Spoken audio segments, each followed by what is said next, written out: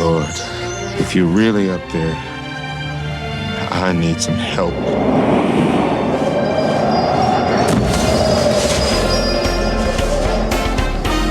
Wow. You okay? No. This is the story of an angel. My name's Dudley. I'm here in answer to your request. My request? To help? A preacher. And his wife. This is Dudley, the Reverend's new assistant. Who sent you exactly? The top man himself. Now that's what I call good looking. My toilet is broken. Let's see what I can do here. What they needed was a miracle. It never had a siren. They got him instead. Take your wife out dancing. Can't do it. Not tonight. You go. Henry? Oh, my. From director Penny Marshall. You get out as much as I do. Oh, less, even less. I guess I don't have to ask if you had a nice time. We had fun. Remember what that used to be? Denzel Washington. Now, I've seen the way she looks at you. Really? I mean, really? Whitney Houston. You know you love him. Yeah, he knows it too. That's the problem. So what does the sheep say in this play anyway? It's good to see you laugh again. It's nice to have a reason to. I want you to leave. Check the angel handbook. Wait a minute. Hey, Henry! Goodness. What was that? It wasn't me. The preacher's wife.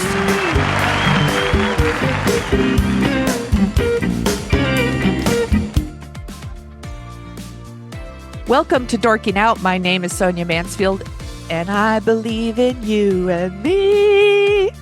Joining me is my podcasting sister from another mister and the co-host of Dorking Out, Margo D. Hello, my friend. Hello, my friend. I'm in the Stephen King boiler room right now. Go away! Devil be gone! But wait, there's more. Also joining us is our podcasting brother from another mother, Adam Riske from F This Movie. Hello, my friend. Hello. I could just feel Jeremiah in the recording studio doing the narration. Sits heavy on this movie. We are dorking out about 1996's The Preacher's Wife. It's directed by Penny Marshall, written by Matt Modelin and Alan Scott. It's based on the original The Bishop's Wife. There's a novella by Robert Nathan. There's also the 1947 movie, which I love. It's like one of my favorites. Same. I've never seen it. I need to see it. It's so cute. the gasp that came out. Cary Grant is so goddamn charming in it. I mean, even more so than usual. Yeah. Oh, cool. Yeah. Is it David Niven? Yes. Yes. Okay. Yeah. And Loretta Young. And he is beautiful. Yeah. Cary Grant, in that they use the fact that he's so handsome and he's so Cary Grant is they use it to the benefit of the movie, and that like whenever he's in a room, everyone's like, ah. But we're supposed to be like, it's because he's an angel, but it's really because he's Cary Grant. Exactly. Yeah. But Does this Loretta one, Young sing Queen of the Night at any point? I wish. Just over the credits. Okay, good. No, Heartbreak Hotel.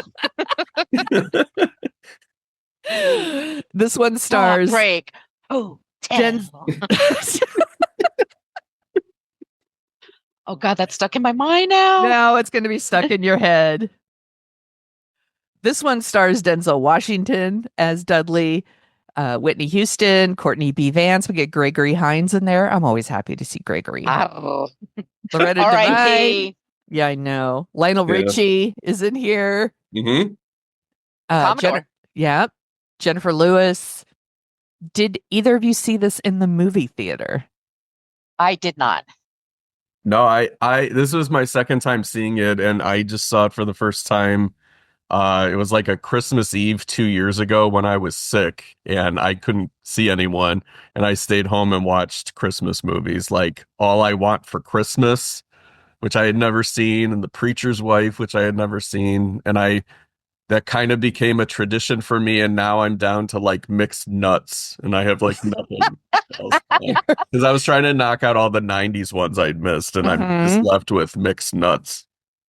I'm wondering how that one holds up. D's nuts. D's nuts. Margo. I'm a child. Yeah, you're so funny. I wasn't prepared for that. That's a very different movie, Margo. I don't know if that's a holiday movie. Certainly it is. Right under the mistletoe. These nuts.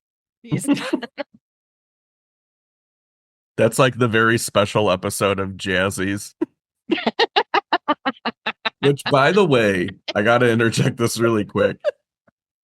But I had to rewind the movie this morning when I was watching it because I got sidetracked during the Jazzies scene where I was thinking, why wasn't this like an NBC hour-long series for like 5 years in the 90s where it's just like Lionel Richie owns Jazzies and every episode is like a new couple comes to Jazzies and stuff like that. And like, oh, this is like their 40th anniversary and this is the bickering couple and this is the band and the trumpet player's late and stuff. I'm like, why is Jazzies a thing? Yeah, late night at Jazzies. Yeah. I would watch the living shit out of that. Totally. Yeah. They could have made it a part of any show and then every week just it's kind of like in Dukes of Hazzard where they would capture country singers with Loretta Lynn. Yeah. with their Hawk's Nest. Yeah, and they would make them play like to work off their tickets. Y'all come, y'all come. Boss Hog ripping up the ticket as they all applaud. Oh my God, my brain is going all over the place today. I need to steady myself. Margo, you have a beautiful mind. Oh, wait, that was last week. They're Gladiator. I did see this one in the theater because I saw everything in the theater around this time. And I know it's down here in our list, but Michael also came out this month. And it was like these two competing movies about angels making us have better lives. And I didn't really love either of them when I saw them, but I do have like a little bit of a soft spot for this one, I think, because I love The Bishop's Wife so much. And I do like Denzel Washington in this movie. I like seeing Denzel Washington having a little fun. He's just usually so serious. And so I have like this little soft spot, but I don't like this one as much as The Bishop's Wife. That's for sure. Yeah, no, it doesn't compare. No. It's doing the thing that a lot of movies do, because a lot of movies, a lot of TV shows, they have this thing, well, dad works so hard and he's neglecting his family, and now he's going to learn that the value of spending more time with his family. But usually that's dad's working too hard to make business, to land the big account, to make more money. Courtney B. Vance in this movie is a preacher and he's working too hard helping others. And they're like, you're spending too much time helping people and you're not spending time with your family. And it just doesn't hit that same note for me. Like, I know he needs to self-care and he needs to spend time with his family, but also it's good that he's helping other people, isn't it? I think so. I think it's the tone in this movie is very downbeat for me. And it could have been, I watched this on Thanksgiving here in New York when it was so cold and rainy all day. But it just, there's kind of a gloomy pallor to this movie for me. Yeah, I would agree with that. It's interesting because it's like this big budget Touchstone Pictures movie star Penny Marshall movie for the holiday season, but it has like it's like a late January, early February winter drabness where it's just like we're done with the holidays and winter, right? Like, we're kind of want to move shoveling. On. We're all sick of shoveling at this point, and it has kind of like just a drab like end of winter feel to it, as opposed to like I guess the cheerfulness of the holidays a little bit. I don't know. It feels very like not a Hollywood town, like a real town. That's true. It definitely feels that way. It's not like the Cranks. I have never seen Christmas with the Cranks. I think it's fun. It's ludicrous. It is. I want you to watch it, Sonia, just to hear what you think of it. Okay. It's from Mars. All right, I'll put it on the list. I'm looking for a holiday movie. Is it kid appropriate? Can I show it to Calvin? Yeah. Yeah. He'll leave. Will he get bored and leave? Maybe. All right, good to know. Good to know. I really, really wanted to like this one. I was hoping that this rewatch was going to be the one that clicked for me. And I don't know if I just can't get over the hump of how much I love the original, but I don't like the voiceover narration. Doesn't work for me of Jeremiah telling the story. There's these weird stories about like a guy who gets wrongly accused of a crime that I was like, why is this in here? It feels icky. Mm-hmm. There's a little boy that's being forced into foster care and being separately. And I was like, what is happening in this movie? Is that Billy? Is he the one? Hakeem. Hakeem. Yes, Hakeem. It's kind of funny because it's like so obvious that the preacher and his wife could adopt Hakeem, but it's like the preacher's too busy to realize this, and it's or they're just like, before we send him away, we could adopt him, and it's like not until the third act, baby. Yeah, or we could let him stay here for the holidays. No. It needs to be in the third act. Also, Gregory Hines underused in this movie. He is playing like this like slick real estate developer who grew up in the neighborhood, and now he wants to tear down the church because they always want to tear down the church and build, some condos over it or whatever, and build a church somewhere else. And this story also kind of there's nothing to it until the third act. That one is also like, it's like introduced a little bit in the first, and then at the end it's like crammed in there at the last second that Gregory Hines is gonna change his mind. He's gonna find the Holy Spirit, and not demolish the church. I like Gregory Hines in the movie, but it's almost like he's too likable to an audience. Like, I'm never feeling like he's a bad guy when it should be he's Mr. Potter from It's a Wonderful Life. Yes. And right. In this one, just because it's Gregory Hines, I was just like, yeah, knock it down. I want to see your Blockbuster Video church. Well, and everyone else is like, this is a great idea. They're all signed off on it. So the conflicts is very forced and rushed, and the fact that it was Whitney Houston's father's church is the only thing that's stopping them from doing that, I guess. Right, but he's also just not even consulting her about it. Yeah, that is shitty. Right. Well, can we talk about the fact that she's having an emotional affair with an angel? She is. Yes, she is. I mean, I get it. He's Denzel Washington, but also, yes, she is. Like, they're very shocked. Like, he takes his wife out and he tells her to take her out, but he takes her out to a jazz club and they slow dance and she sings and all this stuff. And then they're kind of surprised he has a problem with it. But at the same time, like, dude, would you ever give a woman over to Denzel Washington? I say, I trust you. Bye. Fuck no. That's a level of checked outedness that I don't really believe. No, exactly.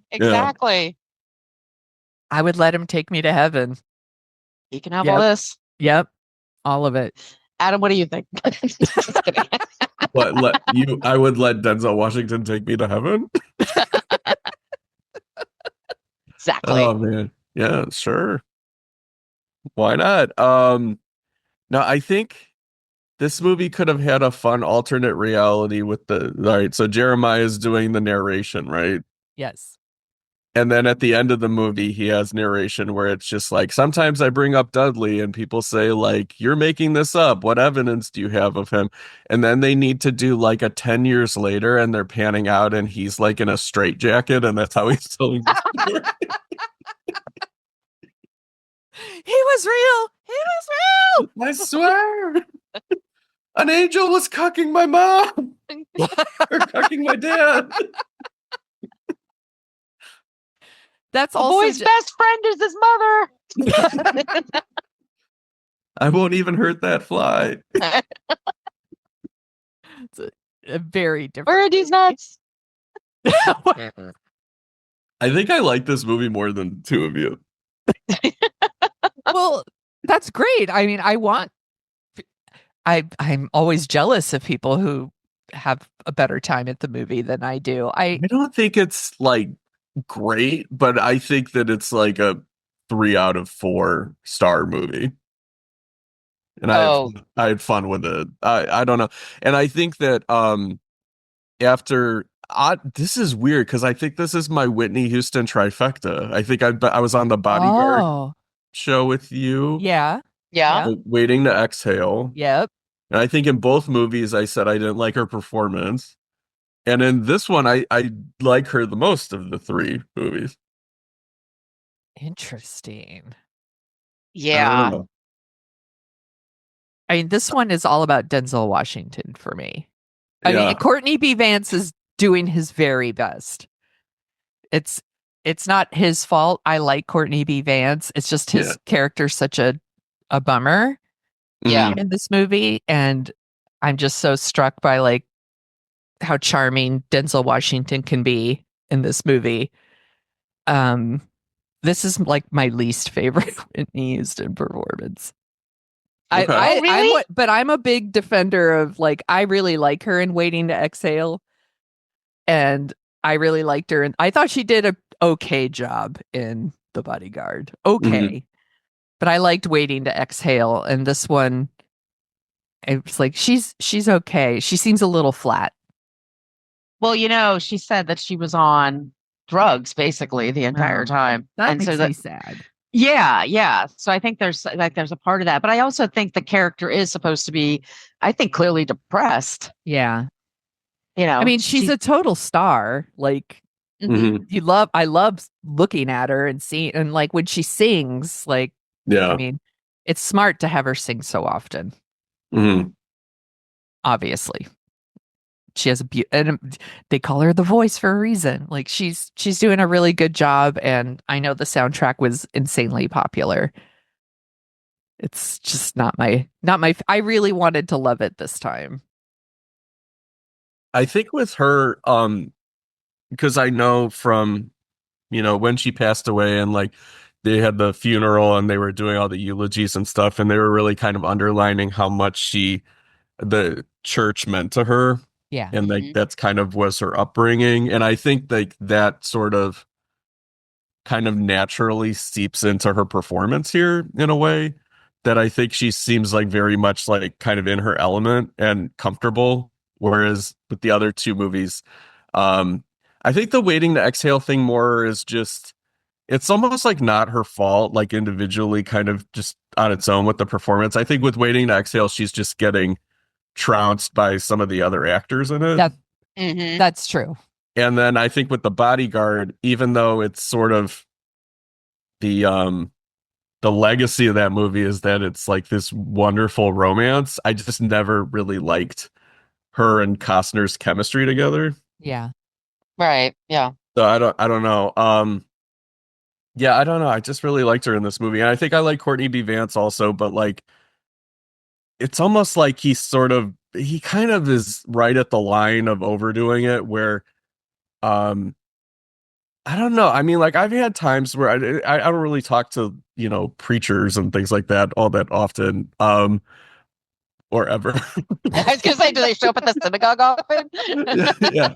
I think it's been like a month since I've had a long conversation with a preacher. I just think that like there's certain people of like professions where they gotta have almost like this austere quality or like this dignified quality where it's like they're unknowable kind of as anything other than what their position is. And I feel like that's comes across with him where he's kind of got this hands-off like dignity to him, and it's almost like that's what you need to chip away at, and like he needs to refine his it's weird because he's like doing good for other people. So it's not like refinding his humanity. It's like Right. maybe just understanding that what he's doing is making a difference, but like the movie's punishing him for that. Yeah. It's weird. It is weird. It is. Yeah, it is. It has this, like I said, it's got this like downbeat quality to it. Like we just go into it and everybody's depressed. And then it just kind of continues. And there's moments of, Jennifer, is it Jennifer Lewis? Yeah, the mother.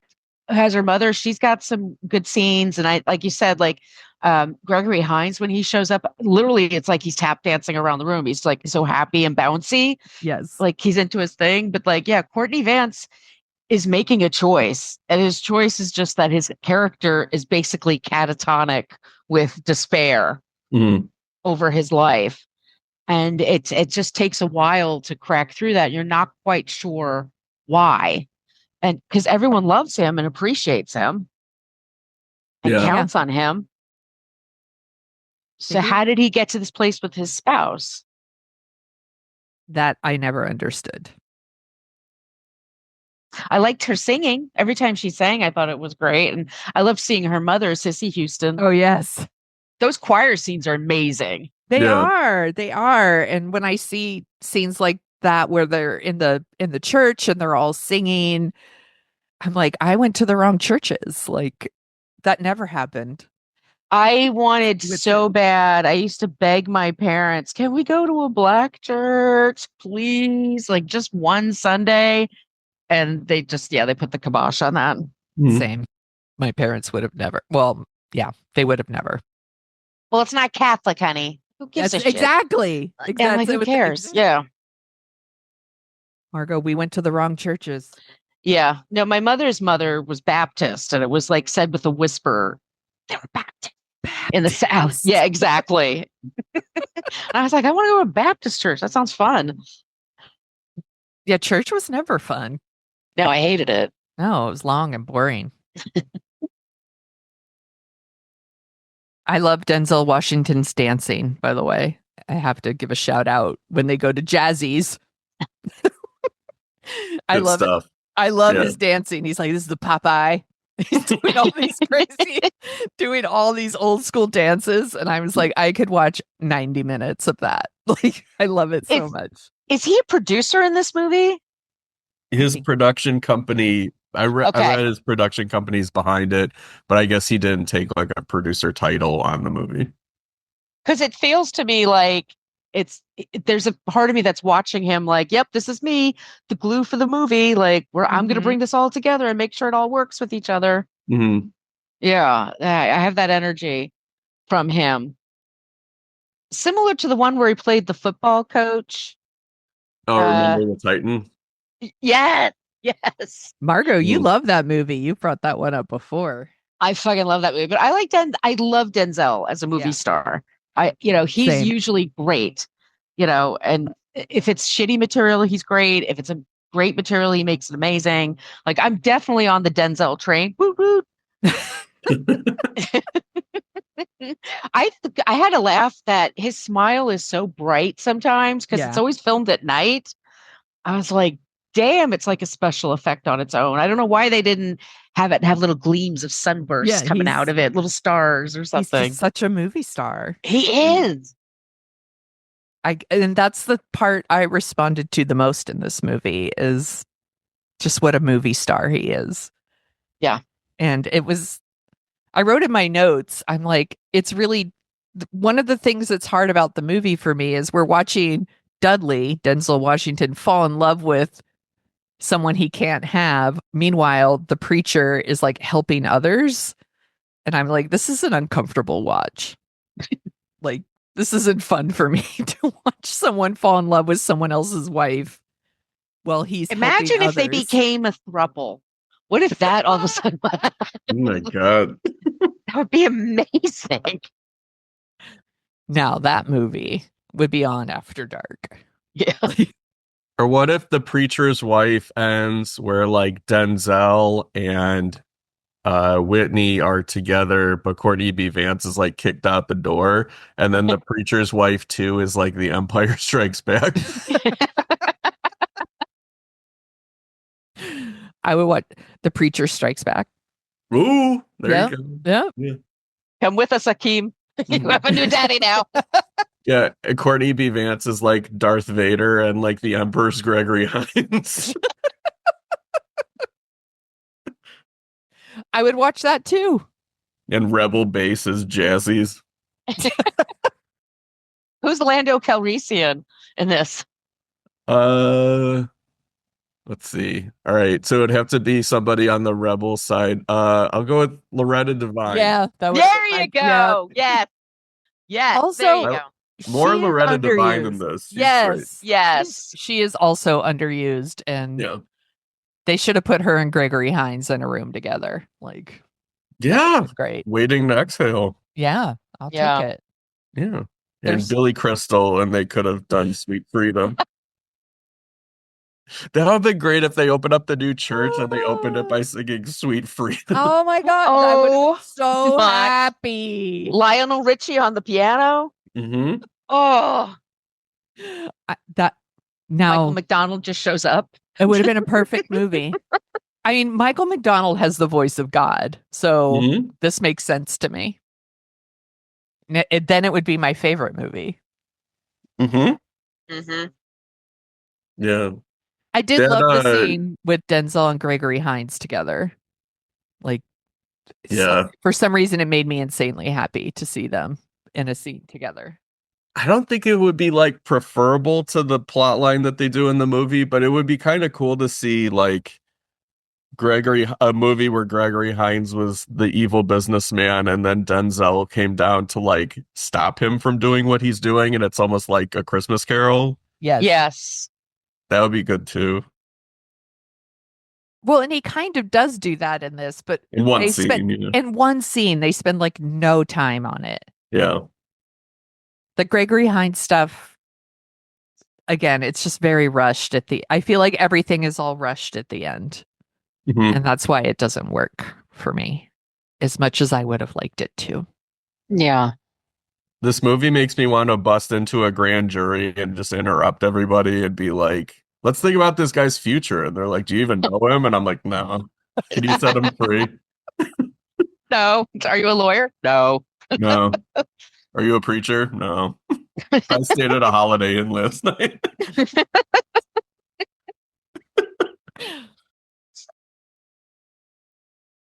What else should we say? What else?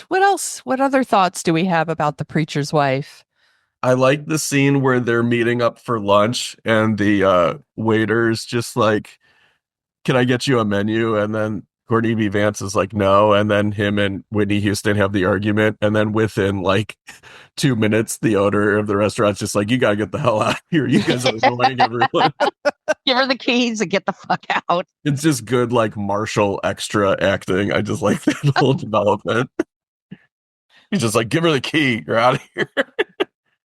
You're not ordering? Get out. Yeah.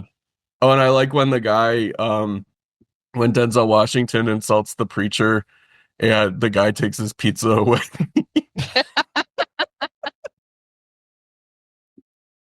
There are little things in this. Yeah.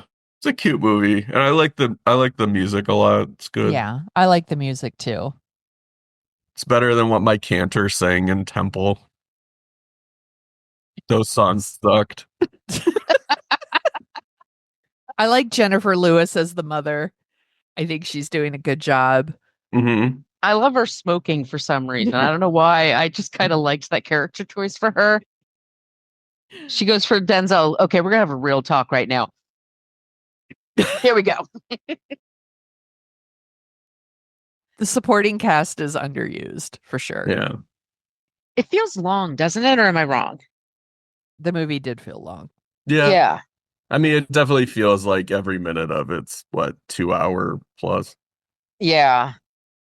Yeah, I kind of like its laid back energy. Like it's like it would be a nightmare to watch on Tubi, but like if you're watching it on like TBS or something, it would be kind of nice where you're just like, I can watch it's like the perfect movie to start like 45 minutes into it and watch till the end.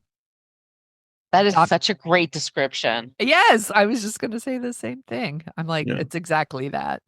Mm-hmm. The ice skating scene, it's not as good as the original movie, but it is very charming. And it's filmed in Maine, which I love. I think also Whitney is so freaking beautiful. She is. Yeah. Oh so my gorgeous. God, she is lit beautifully in this movie. Yeah, I mean, she's very, very, very beautiful. And they're very sweet when they're ice skating together, and they have chemistry. Oh yeah, they do. That's why I'm pitching for the thruple. That's the sequel. But that's how clueless Courtney B. Vance is in this movie. He's having marital problems and he's got this hunk taking his wife out. Like, clueless. Yeah, he's playing with fire. He is. He is. It would be cool if it was like out of time era Denzel Washington, where he's just like totally philandering and doesn't care about stealing Sanaa Lathan from like Dean Cain, and he's just like has no scruples about it whatsoever. And he's like is looking up at God and he's just like, you shouldn't have sent me down here. I'm a man about to do some things. There's the whole thing at the end where he like changes the photo so it looks like he's married to Whitney Houston. And then he's like, just kidding. Yeah. Yeah, he's like in line, but just barely. Oh. I also think it would be funny if there was like a scene where, you know how like the Dudley character that Denzel Washington plays is the star on the top of the tree now? Yes. I just think it would be so funny if it's all of a sudden like Courtney B. Vance is like, why do we have Malcolm X on the top of the tree?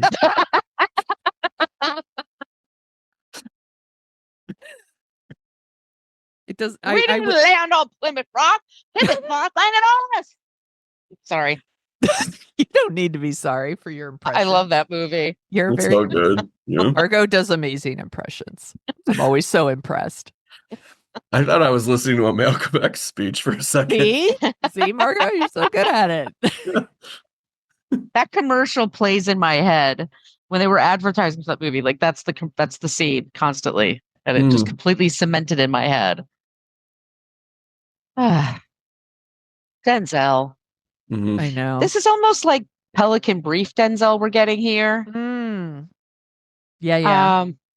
Just kind of showing up, showing in, flashing around, trying to move the pieces around. It is. Yeah. Neither of you have seen Gladiator 2 yet, but the reason I picked this movie was because I saw Gladiator 2 and he's my favorite thing in Gladiator 2, and that's saying a lot because I love Pedro Pascal so much. But he's having fun in that movie. And I don't know, there's something about seeing Denzel Washington having fun that makes me have fun. Oh yeah. He is having some fun in this movie, and so that always makes me smile. I just wish it was a little bit more. What do you think of the direction? It's kind of invisible. Yeah. Yeah. It's not yeah, I don't know. I mean, like, even with Penny Marshall's other movies, like Awakenings or League of Their Own or Big, like, I never felt... She always is kind of there to serve the material. I never really feel like... With, like, Gary Marshall, for example, he's kind of like, put in all my friends and give them 90 seconds.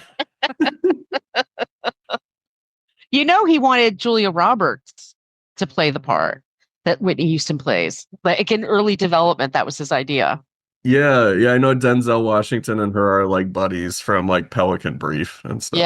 Yeah. Another movie where they don't kiss. Well, her boyfriend died like 2 weeks before. People are always rooting for that. Didn't her boyfriend get exploded in front of her like recently? Yeah, but it was Sam Shepard.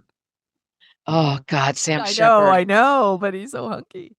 I don't know. I mean, I feel like if Denzel Washington could come down from heaven and steal Whitney Houston away, then he could definitely get a kiss from Julia Roberts after her shepherd blew up. Yeah. Shepherd. Keeping the Christmas theme. Thank you. Yeah, there you go. It would be funny if like the preacher was just a deadbeat and like instead of not him a very like, good preacher. yeah, like instead of like missing ice skating because he's, like giving out lunches to the needy and things like that, or delivering presents to people in the community, he's just like really into fantasy football. That would make more sense to me, honestly. Like in the I keep doing this, but in the Bishop's Wife, the David Niven character is distracted from his family life and from serving his church properly because he's just trying to fundraise for a bigger and better church. And he's kind of lost his way. And the Courtney B. Vance character hasn't really lost his way here. He's doing what he's supposed to be doing. He's just feeling like maybe it's not really helping people. He actually questions God a Yeah. couple times, like the existence of God, which I think is a big deal for a preacher. Yeah. But they kind of just have him say, "Hey, God, if you're there, my car's not working. Hello." Yeah. I'm not sure if sending a hunky angel to maybe woo your wife away is a way to teach Courtney B. Vance that what he's doing matters. Or maybe that's like the blunt force he needed. Like if they sent down Anthony Anderson, it wouldn't be that much of a threat. This is the wake-up call. Yeah, he needs and even then it takes him like an hour and 45 minutes to be like, oh, wait, I'm about to be bloody cooked. Hold on. Anthony Anderson was on Jeff Lewis, who had a show called Flipping Out. And he had a show, it's a Jeff Lewis show that's like 2 or 3 seasons. And Anthony Anderson said, "Jeff, you do whatever you want to my house because you're a celebrity. I trust you." So Jeff said, "Great, we're going to do the outdoors and we're going to get rid of every single thing that's living." And it's exactly what he did. And it's the coldest. And look on Anthony Anderson's face when he realizes he no longer has any trees or grass or bushes. He looked like he could have ripped his head off. Yeah. That's like there was a story so like when the Bulls had Carlos Boozer, Prince wanted to, I guess him and Prince were friends and he let Prince stay at his house, and when he came back, Prince like painted the entire house purple, and then when Boozer was mad, like Prince just gave him like a few $1 million. He's like, here's all the money to fix it, to make it back to how it was. Is that a true story or are you making that up? I'm not making it up. I've heard it. I don't know. I don't know if it's like love God's Prince honest stories. truth, I love because- Prince stories. Yeah. So good. it's a story I heard secondhand. So I talk to Carlos Boozer even less than preachers.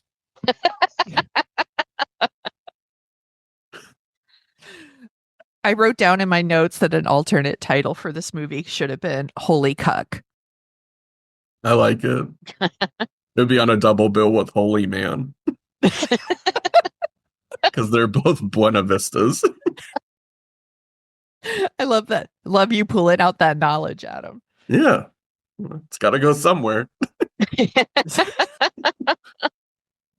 Holy Cuck would be a really popular movie poster that people would get framed for sure. Yeah. I want to see a remake where Tom Cruise is the lead, but he's like in the Courtney B. Vance part, but he's like losing his way of being a badass, and an angel has to come down and like tell him to pay more attention to his wife also, and it's called like The Reacher's Wife, and it's a sneaky Jack Reacher movie. With Nicole Kidman? Oh my god. Doesn't he like avoid her in real life? Like, oh, he avoids everybody in real life. It's yeah. He's a wacko. Yeah. Yeah. Are they ever in the same place at the same time anymore? I don't know. I mean, I always No. hear stories where like she'll be at the Oscars, so he decides not to go or something like that. Well, and she's always at the Oscars. She's Yeah. nominated for everything. Mm-hmm. Yeah, she definitely had a second act in her after that marriage ended. I mean, Jesus. Oh my God, is that why she stars in so many things? It's just so to She keep said Tom that Cruise away. She said actually that she has a crew of people she likes to work with, and then she wants to keep them employed so that they can get their benefits and stuff like that. So she Oh. says that's part of the reason why she's always working. That's sweet. And I think she just loves it, really. She's good at it. Yeah.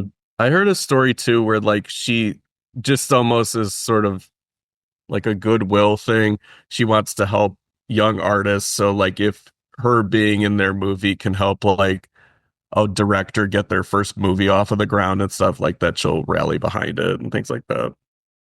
Oh, Which is I like sweet. that. Yeah. Another reason to like Nicole Kidman. Like I needed more reasons. She's turning into one of my faves. She's awesome. Another TV show they should have done, not now, but like in the 90s, is they should have had like a WB series called Chase, and it's just about Dr. Chase Meridian. It's like in treatment, but like with Chase Meridian. Would have watched. Would have Totally. watched. Was she I would've married to Bobby traded- Brown? Oh, I'm sorry. No, what were you saying? I was just going to say, was she married to Bobby Brown at this time? Nicole Kidman was not. No, I mean, Whitney Houston. Nicole Kidman was engaged to Lenny Kravitz, though, by the way. Yeah. Yeah. I think she was with Bobby Brown at that point. Let me look it up. I think so because they should have had him in this movie. They were off and on all the and I think they were very on by this point. I just think it's a missed opportunity. It would have, or him with the New Edition, and they oh shit, the New Edition should have been there. New Edition, excuse me. I love New Edition. Candy girl. Yeah. Yeah, they got married in 1992. Yeah, so this is early. Oh wow. I think I read somewhere like the soundtrack to Preacher's Wife has like some New Edition people. Like there's let's see. Where is it? I think like Ralph Trayvon and like Bobby Brown both have songs on the soundtrack. This is back when soundtracks just made a lot of money for studios. Yeah. Like it was all a part of the marketing. I think this was the same year Romeo and Juliet came out, and that soundtrack was everywhere. Mm-hmm. I thought you were going to say Romeo Must Die. That was that had a good soundtrack too. That's a wild movie. All right. Yeah, it says the soundtrack has numerous Whitney Houston numbers. Also, Monica, Faith Evans, 3 members of New Edition, Bobby Brown, Ralph Trayvon, and Johnny Gill. Is that the most 1996 thing you've heard in your life, or what? It's pretty 96. It is. Wow. But the movie or the soundtrack, it sold like so. It won like a ton of. Didn't it win some Grammys? It's like the top selling gospel album or something like that. It was insanely popular. Whitney Houston can sell an album. Yes, she can. Yeah, it says it's the best-selling gospel album of all time. There you go. And it remained number 1 for a record 26 weeks on the Billboard Top Gospel Albums chart. There you go. There you go. Yeah. She was the Sabrina Carpenter of her time. I love that scandal of Sabrina Carpenter filming a video in a Brooklyn church, and the whoever booked it like pocketed most of the money. Yeah. Look it up. It's pretty hilarious. I did not hear this. Yeah. Do you want to hear about some of the other movies that came out in December? Yeah. Okay. All of these came out the same month. There was like 15 or 20 movies, but I just picked 10. So Daylight. I like that movie. What's Daylight? It's like the Stallone disaster movie where people get trapped in the Lincoln Tunnel. Oh, okay. I think I remember that one. Yeah. Yeah, my son has expressed interest in watching that one, but I'm afraid it'll traumatize him, and every time we drive through a tunnel, he'll freak out. But Yeah. it is on our list. How the tunnel collapses is one of my favorite things in a 90s action movie because it's like punk rock people from like class of 84 like robbing a jewelry store and then trashing their car into like a toxic waste vehicle, and it blows up the entire tunnel. Oh my gosh. All right. It's amazing. Well, maybe since it's not natural disaster related, I could show it to Calvin. Yeah. Another one that came out, Everyone Says I Love You.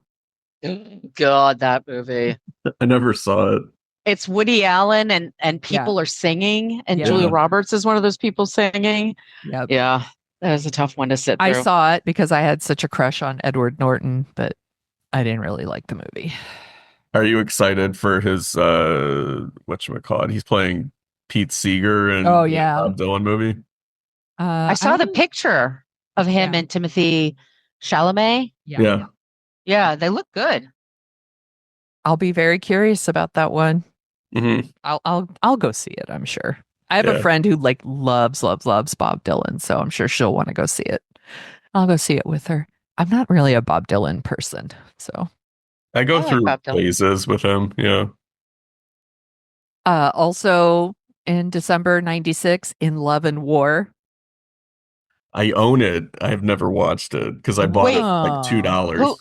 Tell me what this movie is. Chris Sandra O'Donnell? Bullock Yeah. and Chris O'Donnell in World War I or II. Oh my God. Yeah. Okay. Never saw it. I never saw this one either. And I saw everything back then, so I don't know how I missed this one. Actually, we already talked about this movie, Beavis and Butthead Do America. Excellent movie. Excellent. Fun. We also talked about this movie, Michael. Yes. It's something. It's doing a thing. At least where like the women are naturally like, ooh, Denzel Washington, and Michael, it's kind of like John Travolta needs to like angel roofie people.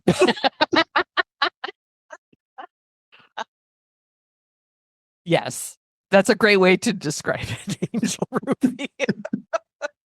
Oh, here's a nice little holiday movie for everybody. Ghosts of Mississippi. Oh, fun. So fun. Take your parents to go see Ghosts of Mississippi. Oh, boy. Because we were still like in a monoculture in 96, that was like where you would see the trailer for it before Ransom or something. And you're like, oh, that's going to sweep the Oscars. I think it was nominated for something. Just James Woods, I think. Yeah. Also, Scream came out in 96. Never heard of it. Never heard of it. Just kidding. So good. The Evening Star.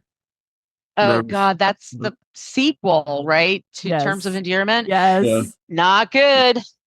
Not a sequel we needed. Nope. Evita. I've seen the trailer a bunch of times. I've never seen the movie though. I think I saw the video. Like it was on MTV. One of those songs. Yeah. I mean, That's I about definitely saw the movie and thought Antonio Banderas was good. That's what I remember. It was him together with Madonna. Remember, she was like practically dry humping him in Truth or Dare. Yes. she manifested in her life. That woman really knows how to bring things together. Yeah. And then the last movie is The People versus Larry Flint. Also fun. I like that one. Me too. Do you want to hear the top 10 songs? See how many we can catch? Yeah. Okay. So this is the week. This is December 14th, 1996. And this is the American list, number 10. No Mercy, Where Do You Go? I don't remember that song. It's the one where they go like, where do you go? My love. Oh, yes. Oh, okay. Thank you. You're welcome. It's okay. Number 9. Speaking of New Edition, I'm Still in Love with You. Oh, that's so good. That's I love New Edition. I love this. I forgot this ever happened, you guys. Number 8, Barbara Streisand and Bryan Adams. I finally found someone. Oh, that was from The Mirror Has Two Faces. Yeah. It was like one of those like super group singles to sell a movie. I would love to talk about that movie one day, by the way. That movie is bizarre to me. All right, writing it down. Yeah. Number 7, Pony by Genuine. Yeah. Everyone. Classic. Yep. Classic. Number 5, Celine Dion. It's all coming back to me now. That song is fucking That's dope. great. Yeah. It's so good. Do you think Courtney B. Vance should have danced to Pony for Whitney Houston and Yes. then got back together? Missed Yes. opportunity. Number 5, Mary Bainbridge, Mouth. Do you know that song, you guys? Oh yeah, I know it. I think I know it. I might be thinking of a different song though. Okay, so number 4, En Vogue, Don't Let Go. Love that song. So good. Okay.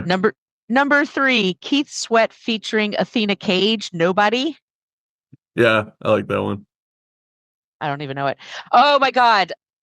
Number 2, y'all, Blackstreet featuring Dr. Dre, No Diggity. One of my favorites. The best song Awesome. of all time. That is like one of my favorite jams. And then number 1, Tony Braxton, Unbreak My Heart.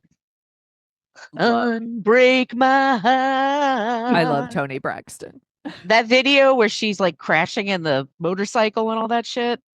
Yeah. So good. Love her. That's a good list. We knew some Yeah. of those. We knew some. Yeah. Yeah. Not bad, Sometimes not bad. Sonia and I are just completely blank on all of them. It's really embarrassing. No. I think it was last week's episode when you did the songs from 2000 and we were like, nope. Nope. But of course Santana was there. Maria. Boo. And then what do you think happened, Margo? I got in my car, put on the radio, Oh, yeah. and it played Smooth by and I was like, Yeah. fuck. Time. I'm getting better with my recall of some of these singles because I subscribe to this YouTube channel where every day they send you the following week or the next week from some time in the past of the top 40 singles, and it's like Ooh. 5-second snippets of all 40 of them. And the videos are like 3 minutes. So I'm on August of 89 right now. And it's cool for like discovering stuff too, where I'm just like, I didn't know Donny Osmond had 2 bangers in 89. Soldier of Love is the Yeah. best Soldier of song. Love. Yeah. It's so good. Yeah, it is. I was on board with that. I was totally on board with the Osmond rising again. Yes. Mhm. I totally remember that. The Osmonds have been on Margo and I's mind because one of the Osmonds has shown up in the Real Housewives of Salt Lake City. He's a lower tier Osmond. And they Mormon date, so they only make out. And so it's like everybody in their 40s and 50s are making out with each other. And it's just bizarre. He's a soldier of love. Yeah, He is. he is. Yeah. And one of the housewives keeps like mixing up. She's like, Donnie? No, it's Jared. Is Donnie single? I know somebody. Like, no, Donnie's not single.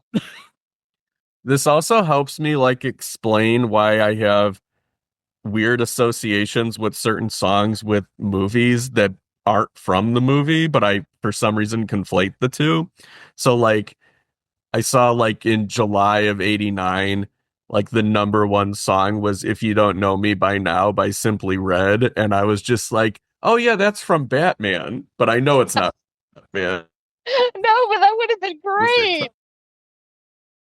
Must have been like in my parent car driving somewhere when I was 7 and Simply Red was on the radio and all I was thinking about was Vicky Vale. I remember that song was over the end credits of some courtroom movie with Wow. Gene Hackman and Class Action? Mary Elizabeth Mastrantonio. Yeah, that's Class Yes. Action. That's that in song- the end credits of Yes. Class Action? Yes. That's how I know that song. I need to watch Class Action tonight. Jesus, I don't believe you have a class action memory. Wow. Yeah. I have a lot of these songs burned into my brain from what they played over the credits. So that one, there was a song called Bullweevil that played over the credits of Kingpin. Oh, wanna boll say? weevils, that's like presidency of the United States of Yes. America. I Yes. was like, oh, like 5 times a day hearing that song. Yeah. So Oh, funny. I love that movie. This is a funny class action tidbit. I was looking at movie memorabilia on eBay because sometimes I just look for like goofy shit to buy, and I found a Crew class action like windbreaker for like $15. Did you get it? I didn't get it, but it said in the description, perfect for fans of the movie or matters of law.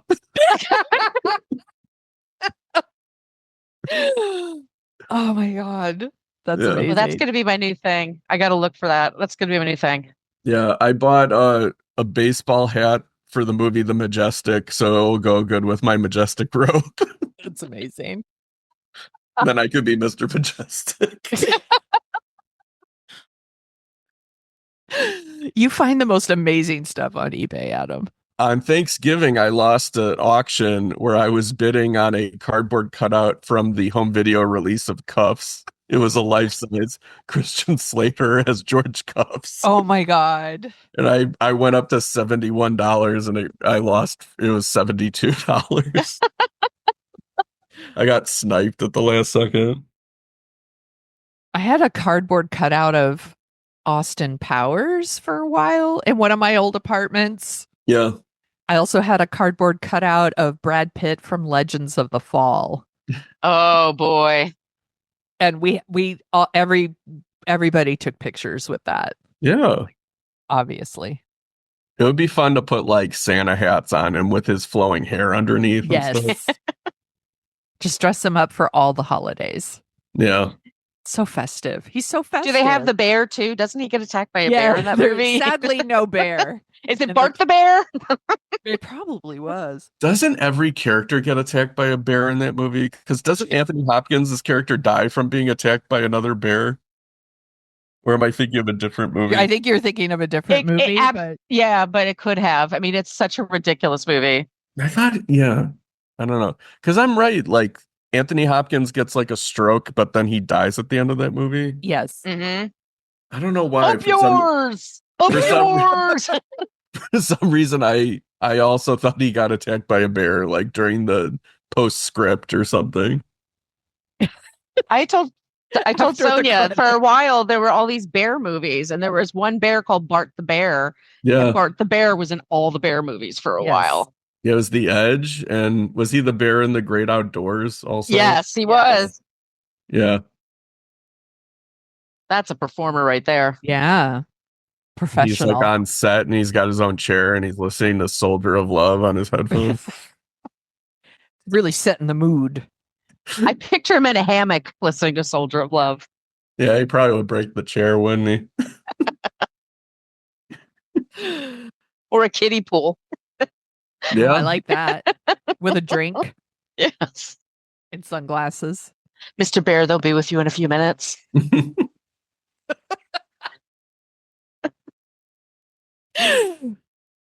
This was very, very fun. Even Yeah, if the movie wasn't that fun, talking to you both is always very fun. totally. Yep. My friend Adam, where can people find you on the internet? I'm on the I don't know why I'm talking like a robot.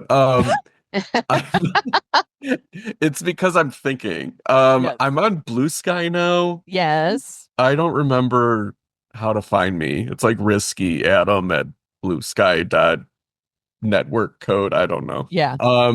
Just search Adam Riske or F this movie. You'll find me somewhere there. I'm works. not on Twitter anymore.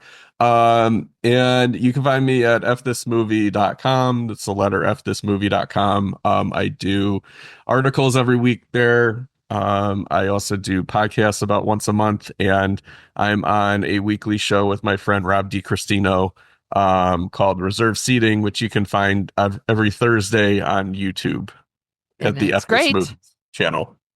And it's so great. Thank And we had so much fun being on that show. Yeah. Yeah, we'll get you on soon.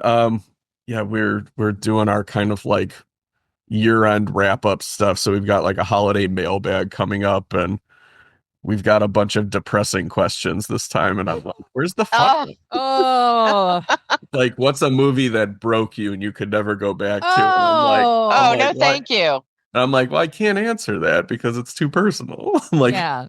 so yeah. I'll send you some fun questions. Thank you. I appreciate it. Margo, where can people find you?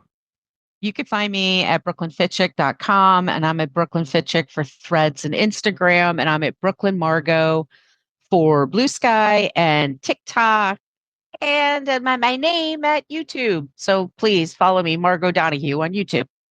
Her book is coming out next year, y'all. We're sharing the links on all the channels. Her book You about can Saturday pre-order. Night Fever. You can order it now. Please order it now. Get it as a holiday present for people, and then you can just print out the page and put it in a box. That's what I would do. I already ordered my copy. I did too. It's my most anticipated book next year. Obvious. Thank you. Yeah. And you could find me at thesoniashow.com and The Sonia Show on Blue Sky and Threads and Instagram and TikTok. Wherever you are, I'm probably there too, except for Twitter. Because fuck that place. You can find Dorking Out Show at dorkingoutshow.com.